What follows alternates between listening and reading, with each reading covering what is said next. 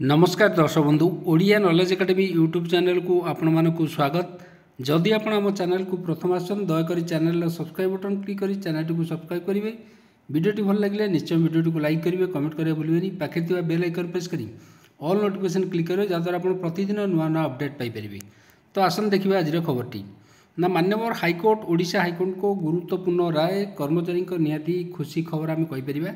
तो आज जो वीडियो रे गोटे गुरुत्वपूर्ण विषय आलोचना करबा एवं हाईकोर्ट को ऑर्डर कौन थिला से विषय में देखा एवं सरकार को विषय कौन नियम अच्छी संपूर्ण जानिबा। जड़े कर्मचारी ए कथाटी निहाती जानिबा दरकार एवं तापाई निहाती उपकारी साब्यस्त हो एवं जो रूल अच्छी से रूल विषय आम संपूर्ण आलोचना करवा। तो आसन देखा आज खबरटी आगे एटी अवसर 5 वर्ष पूर्व अनियमितता को नहीं जो 7 वर्ष पर श्रृंखलागत कार्यानुष्ठान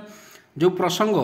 नहीं हाईकोर्ट मान्यवर हाईकोर्ट को जो गुरुत्वपूर्ण गोटे राय था विभागीय कार्यानुष्ठान प्रक्रिया को रद्द कले हाईकोर्ट।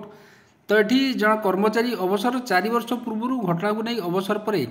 विभागीय श्रृंखलागत कार्यानुष्ठान ग्रहण करें ना। ओसीएस पेंशन नियमावली जो नियम 7(2)(b)(2) जो व्यवस्था रही एणु सरकारी चाकरी करी अवसर ग्रहण कर 5 वर्ष पूर्व घटना को नहीं संपुक्त अवसरप्राप्त कर्मचारी विरुद्ध में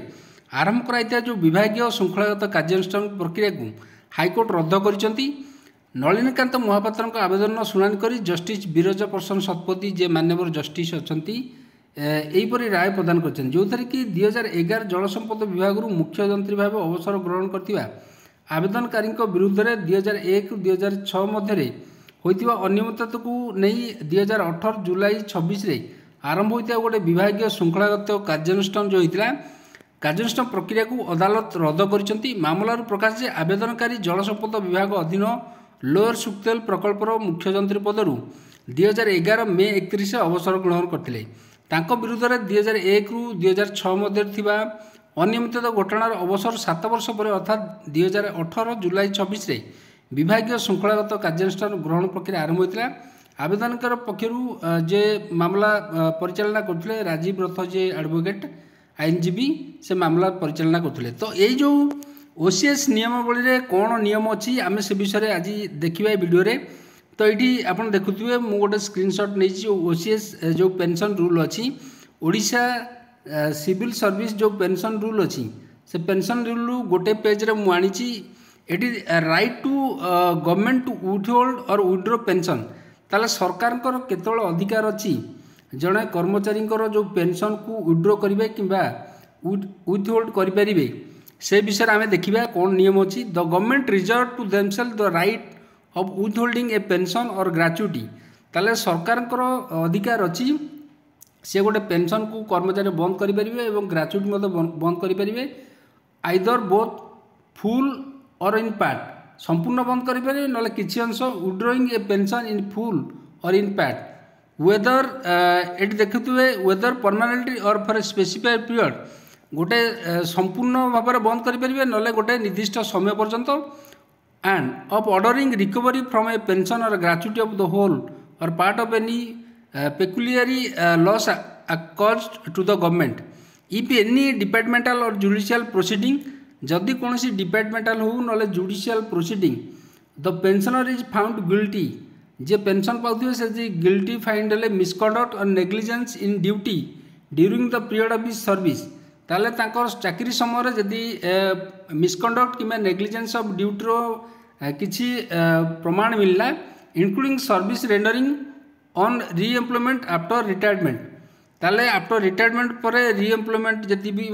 से विषय provided that Odisha Public Service Commission will be consulted before any final order pass ताले गोटे फाइनाल ऑर्डर पास करने पूर्व ओपीएससी परमिशन आवश्यक होता है। Provided further that when a part of pension is withheld और withdrawn the amount of such pension shall not be reduced below the amount of minimum limit. It is such departmental proceeding referred to in sub rule 1 इफ instituted while the government servant was in service whether before his retirement or during his re-employment shall or after the final retirement of the government servant be deemed to be a proceeding under this rule shall be counted continue and concluded by the authority by which they were commenced in the same manner if the government servant had continued with the service. Provided that when the departmental proceedings are instituted by an authority, ଯେତେବେଳେ departmental proceeding ଚାଲିବ, subordinate to government, that authority shall submit a report recording its finding to the government. ताले subordinate office गोटे report government को देबे, सरकार को देबे. Such departmental proceeding as referred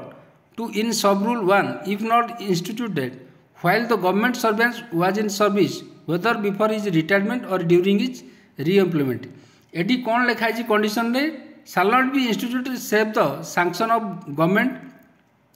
Tas that लिखाई shall not be respect of any event which took place more than 4 years before such institution. ताले eighty clear लिखाई 4 वर्ष मोर देन 4 years ताले 4 वर्ष पर हेले एटा को कार्यकारी करा जाय परिबो नै बोली मध्य कहैछि कोनोसी departmental proceeding after retirement of 4 years shall be conducted by such authority in such places as the government may direct or in accordance with the procedure applicable to departmental proceeding in which an order dismissal from service could be made in relation to the government servant during his service. ताले सही अनुसार आम देखिपा जो माननीय high court को गुरुत्वपूर्ण order देले जेहेतु तांकर जो ओसीएस नियम अनुसार जो व्यवस्था अच्छी 4 वर्ष पर जड़े अवसर 4 वर्ष पूर्व घटना को नहीं जो अवसर पर जड़े कर्मचारी जो अवसर ने 4 वर्ष पर कौन प्रकार डिपार्टमेंटल प्रोसीडिंग हो पार नहीं अर्थात कौन श्रृंखलागत कार्यानुष्ठान ग्रहण कर जोटा को माननीय हाईकोर्ट माननीय ओडिशा हाईकोर्ट रद्द करछंती एवं कर्मचारी को न्याय मिली. तो आज खबरटी जदि आपको खबरटी भल लगे आप वीडियो को लाइक करेंगे, कमेंट करेंगे भूलें, पाखे बेल आइकन प्रेस करी ऑल नोटिफिकेशन क्लिक करेंगे जहाँद्वारा आप प्रतिदिन नुआ नुआ अपडेट पाइपर. धन्यवाद.